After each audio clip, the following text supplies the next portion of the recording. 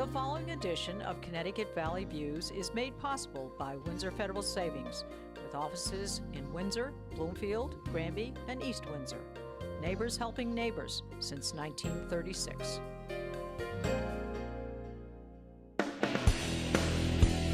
Join me, Susan Regan, host of Connecticut Valley Views, the most widely watched interview program on Connecticut Public Access TV. Proof to the people is the byline, insight without bias, generating a 360 perspective. Our mission is to focus on topical subjects with thought-provoking interviews regarding municipal leadership, current affairs, educational and political topics, as well as key destination points in New England. Hello, and thank you for joining me.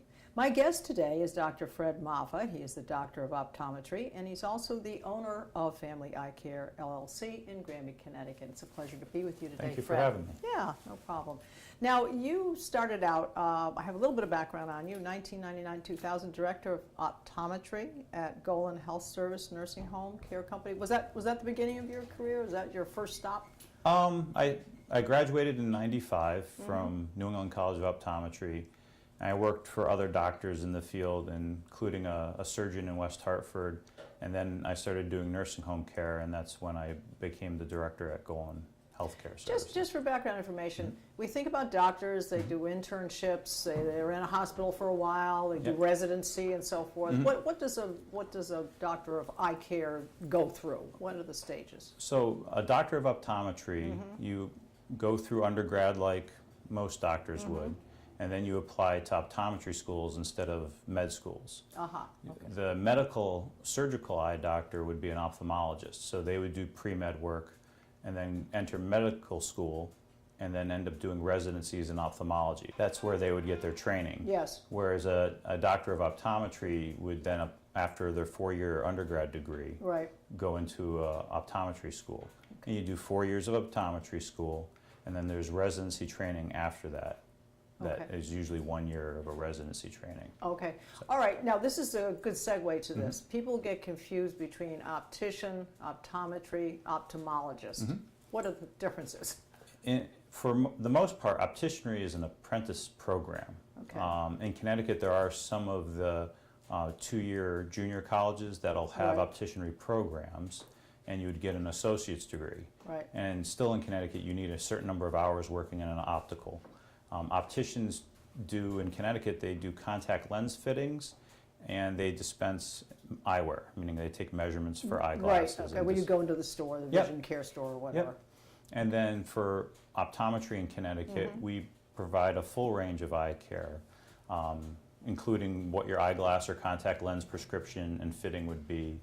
And also we would evaluate you for any eye diseases, and in Connecticut we are allowed to treat a number of eye diseases. If people are taking care of themselves on a regular basis, people tend to, with dental work, with doctors, with their eyes, they tend to not want to go until something starts to go wrong. So when does, let's say a parent of a young child, a baby, when should the first stage of getting checked out be? The best time is before preschool. So that way you can catch any type of lazy eye, a term that's called amblyopia. So a lot of the organizations of optometry and ophthalmology recommend 6 months to 1 year being their first comprehensive evaluation. And an amblyopia or a lazy eye can be an eye turn, which is the most common one people think about, but it also can be refractive, where one eye has a much different refractive error or eyeglass prescription than the other eye. And then that eye won't register what 20/20 is, let's say, through the early years of that child. All right. So let's say that you have your child going in and everything seems fine, and now they're age 2 or something. What would you do to correct that lazy eye? What you actually have them start wearing glasses? Yeah, they'd wear glasses. There's some patching therapy that can be done. What's patching therapy? You would patch the better eye with an actual physical patch, and then with the corrective lenses on, the correct image would get onto the retina, and then the brain and the retina would talk basically and get an idea of what 20/20 is. Right. So your doctor and the patient or the patient's parent would discuss how how much patching during the week would work. All right, let's say the child is going along, get a teenager and so forth. When you're thinking about going to the doctor on a regular basis at a certain age and stage, you're thinking about going to the dentist on a regular basis for age and stage. Let's say young person, how often, let's say they don't have any issues with sports things, they're able to compete in sports, they don't get any eye injuries. What would be typical for teenager to young adult? How often should you go and have your eyes checked? Every 2 years. That's about the routine. Every 2 years for eye checkups. And then as you get older, should you go more often according to your doctor says, or?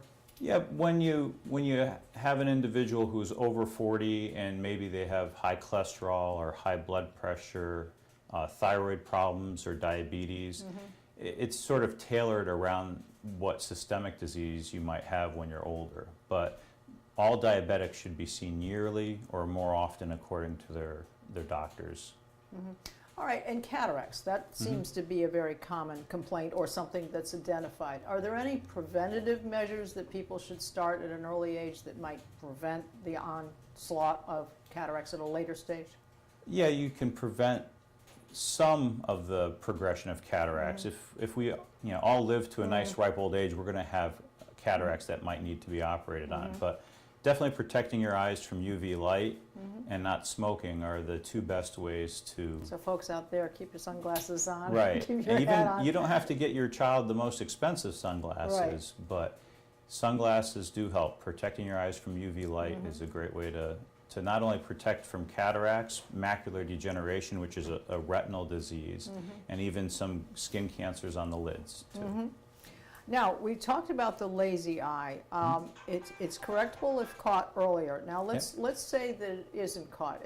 Does it get to a point where it's a true issue, or does an operation become involved? Or? Well, for some of the lazy eyes that are an eye turn, the doctor... Does that mean it's looking in a different direction? Yeah, the one that is the most important to try to fix is if someone has a eye turn that's in. That's the most destructive to normal visual development. And that's when you'd see an eye surgeon, if it is a constant eye turn in, the pediatric ophthalmologist would ascertain what the best route be for correcting that eye turn. And that would be done surgically. And then they still might need glasses after that. So. If you have a lazy eye, and obviously you're of an age and stage to be able to talk about it, what is the person noting? They have it, the doctor can see it when they look at them, but what's the person? If it's not corrected, they can lack some depth perception, so they may not be able to catch a ball appropriately. A lot of times they parallel park and they'll do a little bumper to bumper parallel parking because they lose some depth perception capabilities when you have one eye that is a lazy eye. So it's depth perception rather than peripheral, because if someone were to ask me that as a layman, I'd say, oh, you can't see to the right because your eye is turned in. But no, it's more just they lack the actual 3D world that we live in. Right. So, over the years that you've been practicing, does a doctor of optometry have to stay refreshed, or have a lot of things changed over the years for in optometry? I'm sure they have, like in contacts. And contact lenses, cataract surgery. When I first graduated in 1995, which still doesn't seem too long ago, they used to make quite a large incision, like 5 to 8 millimeter incision to do cataract surgery. And now they're doing cataract procedures through very small incisions. And even now, more recently, they're doing laser-assisted cataract surgeries. So, I think people worry about, obviously, someone quote-unquote operating on their eye. Right. But if you can just encapsulize, I think it's something that's done in the office. You have some sort of procedure you have to go. You have to be careful about lifting weights. Just give us a sense. So if someone's out there thinking they have to get cataract surgery, it's upcoming, and they might be concerned about it, give them a sense of how simple and actually to facilitate and actually be a patient through that period. The cataract procedure will take place at a location where there's, it's an outpatient surgery facility, and they're fully licensed. They're going to prepare you by putting a lot of drops in, including antibiotic eye drops, so that your eye is safe from infection. And once you're ready to go into the operating suite, you're just using some topical eye drops for numbing, and the procedure takes about 20 minutes, and then you're set. So let's say from beginning to end, how long would you be there? It's usually a morning type of thing. Okay. So if your surgery is set for 10 o'clock in the morning at the surgery center, you're going to be there at 8. They're going to do a lot of prep. They're going to get you ready. And then they're going to wait, probably half hour, 45 minutes before they let you go after the procedure. Okay. And you'll have discharge, recommendations on lifting and your eye drop regimen. And then you can usually go to your regular optometrist for the post-op care too. So the ophthalmologist will do the cataract procedure, and then your general eye care practitioner, like a doctor of optometry, can do some of the post-op care for you. So what we're saying is then really this is something that's done all the time. It's virtually 100% works out for everybody. It's a very common thing, so people shouldn't be afraid of They this. shouldn't be concerned. There's, the doctor will work you through what your expectations should be.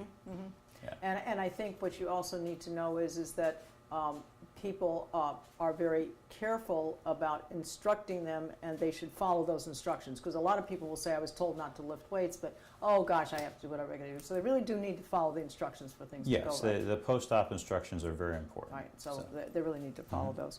Now, we have a subject called, there's amblyopia, and then it affects binocularity. What is binocularity? That's that depth perception that we were that's the talking okay. about. And the other important reason for having children get a comprehensive eye exam is so that they can, learn appropriately. When you're in the classroom, 85% of your learning is through visual learning. You're either looking at the blackboard, or the whiteboard these days, and you're reading material up close. So it's things like a lazy eye or some accommodative problems too that can affect the child's reading ability. So some studies show up to 30% of the kids who are getting special ed have a vision problem.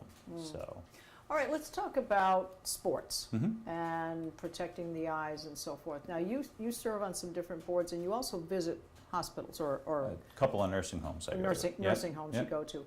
When you go to those nursing homes, beyond cataracts, what other diseases do older people, more senior people? What do you see most commonly? There's a lot of dry eye. Okay. Again, that just has to do with a lot of that dry eye has to do with the lids not producing correct tear film. Is that because of medicine they have to take? Is it caused Some of it can be medicine. They get dry mouth too. Yep, some of it can be medicine. Some of it's just, unfortunately, the aging process. The glands don't produce the oils correctly. I try to tell a lot of my patients, even here, just if you can get in the habit of doing hot compresses with a warm face cloth once a day. Oh, so that's a helpful thing. Yeah, okay. It's a great way to try to improve your tear film. So yeah. Yeah. All right. Now going back to the young people and sports and so forth. Now there's a lot of protective headgear, a lot of things. What are your instructions to parents out there to make sure they're playing field hockey, they're playing baseball, and there are a lot of protective things, but anything that you would say that you would recommend that normally wouldn't be part of the regular sports routine? Just as long as that they're being careful. A lot of these, balls are the appropriate size to create some severe ocular damage. So even if you're just practicing in the backyard with your son or daughter with lacrosse or baseball, just take precautions that you're either wearing safety glasses or proper safety equipment. A lot of the teams now in field hockey, I know they have to wear a cage, and the girls and boys lacrosse have appropriate eye protection now. What would be the most common issue in a sport? Is it the actual impact on the eye where you actually, something has poked into the eye? Is it a blow to the head that maybe knocks your vision? What have you seen? Most of the time it's the ball or the projectile hitting the eye, and then there's of course the scratches and abrasions from a finger in the eye. The whole area of concussions and concussion type syndrome, it's tough to talk on because there's not a lot of good studies on how it affects actual vision. But there are patients who have concussions and they have to not watch TV and stay in a dark room until they recover. And so obviously that would be a doctor's point to be involved in that. All right, when we are talking about young people and older people, and everybody has common everyday I have something in my eye. Yep. So what is the best thing to do? The old thing is to take your eyelashes, pull it down, hold it there for a while. But what would be an appropriate should you put eye drops in to try and wash it out? If you can find a good artificial tear to start with and see if that alleviates it. If not, call your local eye care doctor, whether it's an ophthalmologist or optometrist. If it continues on If and it on and continues to create, tearing and redness. Yep. All right, we talked about sunglasses, UV light, and so forth. Other things, it used to be when I was growing up, you're watching too much television.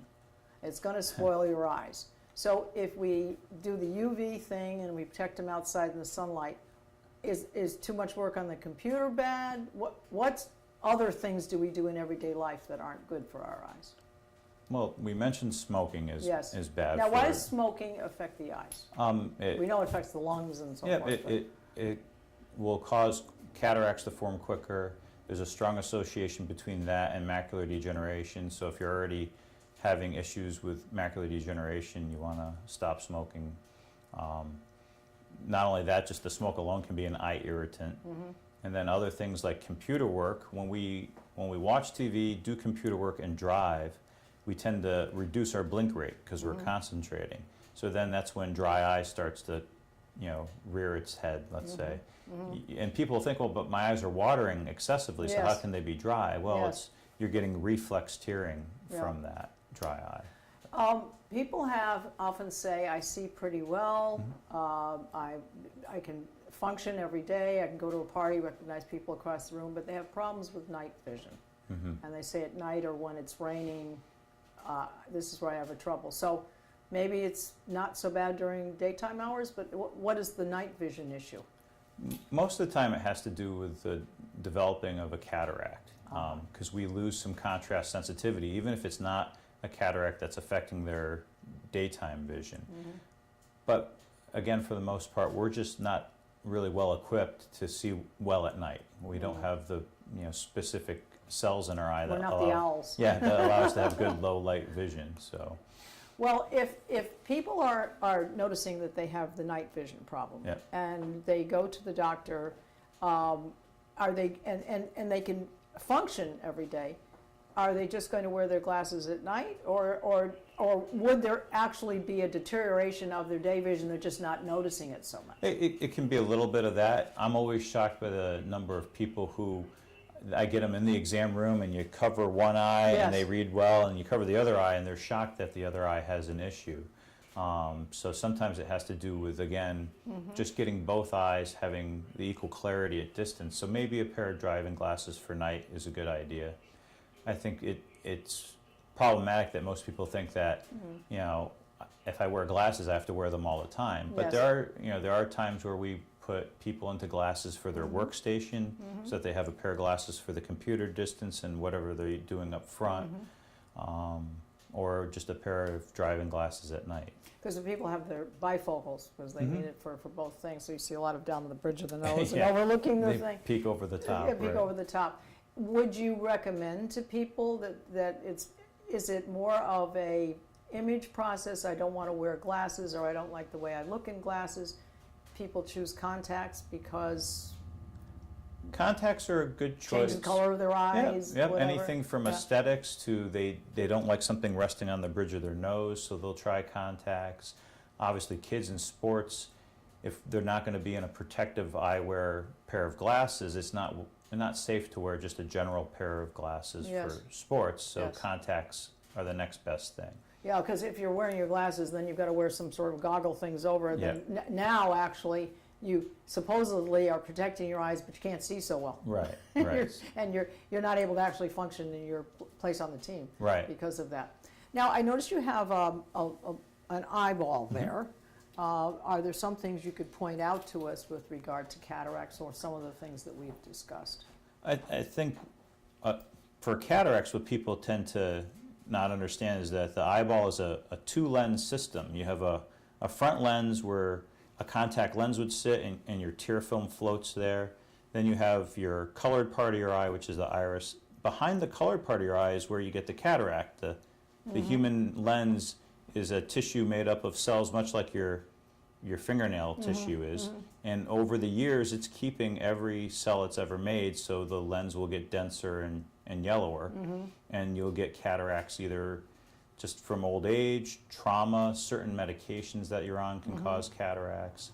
And then we'll test your vision and see if cataract surgery is correct for you, and it's all done through a very small incision these days. When we talk about them going in and pulling this thing out, is it It's actually a little string, or what, Oh, what no, actually they- comes out? Or it's a film? Or? No, they use a ultrasonic probe that breaks up the lens into a very, okay. very small amounts, and they just evacuate it through the same tip. Okay, so they suction out Yep. all those fractional pieces Yep. out of there, and that's what clears it up. And I've heard, I've not had it, I've known people who've had it, but it's virtually, once they go through the process, it's like a whole new world. Yeah, you're seeing like you did when you were in your 20s, and you might need reading glasses afterwards, but your distance vision, they're getting really quite good at getting the distance vision fine-tuned so that you're seeing pretty well.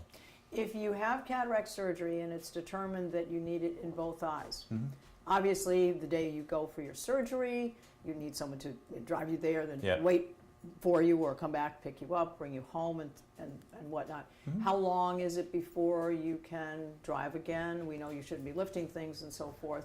And Driving- should you have both eyes done at the same time, or should you get one at a time? They don't, they usually will space it out. If both eyes need to be done, they space it out 2 to 4 weeks, depending on the patient. And yeah, you always should have someone drive you Yeah, to of these course. appointments. Driving afterwards, usually the next day you're Really? seeing Pretty- pretty well and you're comfortable. You might wait another day just to be safe. So. Well, are there any other extreme things that, let's say when there are injuries to people, they're in car accident, horrific car accidents, is there such a thing as if an eyeball actually comes out? It's a little bit graphic to talk about it, but if they have extreme injuries, can an eye be replaced in some circumstances? I mean, and retained? If there's enough trauma to an eye that it has to be removed, the only issue you can do is to put a prosthetic in its place. The eye is a very tough piece of tissue, actually. It can take quite a lot of trauma without having to be removed. Because so. this bone up here, this eyebrow bone, that's the one that tends to be the most protective over the eye. Isn't that Your correct? frontal bone is the thickest bone in your skull. Right. The only thing that happens on impact is usually the floor of your orbit is made up of 2 bones. That'll sometimes separate, and you'll get double vision because the lower eye muscle that moves your eye down will get trapped so that you can't look up. So that happens sometimes with airbag deployments and car accidents. Yes, I was going to say, a lot of times you'll have, and a lot of that fractional material will come up and into the eyes. Well, with regard to the overall thing, from birth until adulthood, let's just go over a few of those things that are very important. Get your child looked at early, even at 6 months. Yeah, at least before preschool, or if they're in preschool. There are a lot of objective testing that we can do. We don't necessarily need the Right. patient to answer. Right. So. And then wear your sunglasses. Start that as early as possible. Yep. Provide them to your young people. To make sure that when they're in sports that they have the protective eye gear that they need, even beyond what the sports offer. Consider that. Make sure that you're reporting to your doctor on a basis as soon as possible if you start to notice things. I do have one thing. People get floaters in their eyes. That's another thing. What are those floating things? Well, I can't use the word benign, but you know, the one that we don't worry about for floaters is the gel that fills the back of the eye starts to collapse as we get older, and when it collapses, you'll see a clump of that, and that clump is just the light hitting it and the shadow that it's creating. It's the shadow that's okay. But if you see a bunch of floaters all at once or flashes of light, call your eye doctor. Okay. That could be a retinal tear. It's very important to get those looked at. Right. So. All right, and then generally speaking, from young person until adulthood, every 2 years, have a checkup. Make sure that if you're noticing something even different in night driving, that's something to go and have checked. It can be done. So mostly, you can do a great deal for yourself. It's preventative. Right, and it's the only organ system where we can look in and get a sense of how you're doing, you know, because we're looking at blood vessels that are the same caliber that are in your brain, in your heart, in your kidneys. So We'll know if you're not telling us the truth about your blood so pressure. It's no good of having an ego about it. Right. I see fine, doctor. I think most people don't want to go in and find something wrong with them. They feel as though it's always tough to ask those questions again when I'm going to have to wear glasses, or especially for teenagers. Are you sure you don't have high blood pressure? Is a tough one too. That's an image thing. Yes. Yep. Yeah.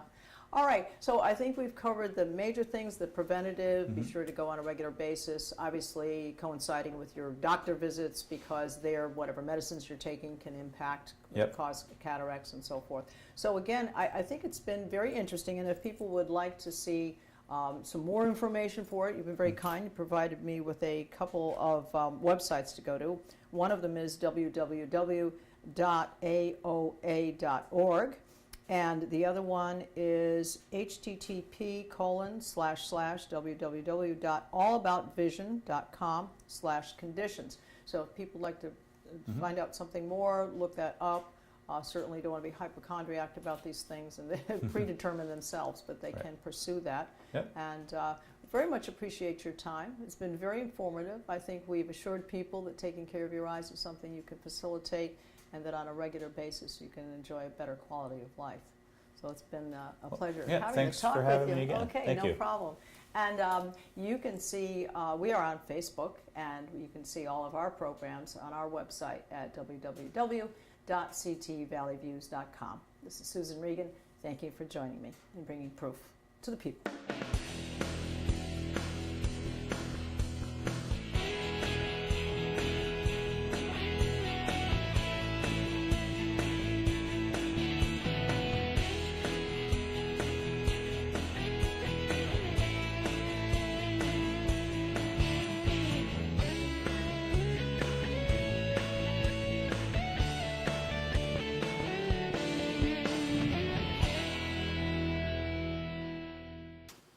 Our thanks to Windsor Federal Savings for making this program possible. Neighbors helping neighbors since 1936. The CT Web Element is a groundbreaking collaboration in grassroots communication brought to you, the informed public, by the only independent producers of both a Connecticut public access TV show series and an online publication. Our objective is to provide public at large specific news, educational, and incisive coverage of local and national issues via interviews with Connecticut Valley Views guests and an aggregate of published commentary on issues important to our state's citizens. What topics will you find on CT Web Element? Eagle Eye, a compendium coverage on political, business, and economic views. Neighborhood Watch, a reference guide to registered criminals moving into your area. Scam Watches, registered sex offenders. Act 2, news of interest with links to opportunities and information for optimum life quality for those 50 and over. Healthcare industry, key advisements concerning wellness, insurance, Medicare, long-term care, and medical facilities.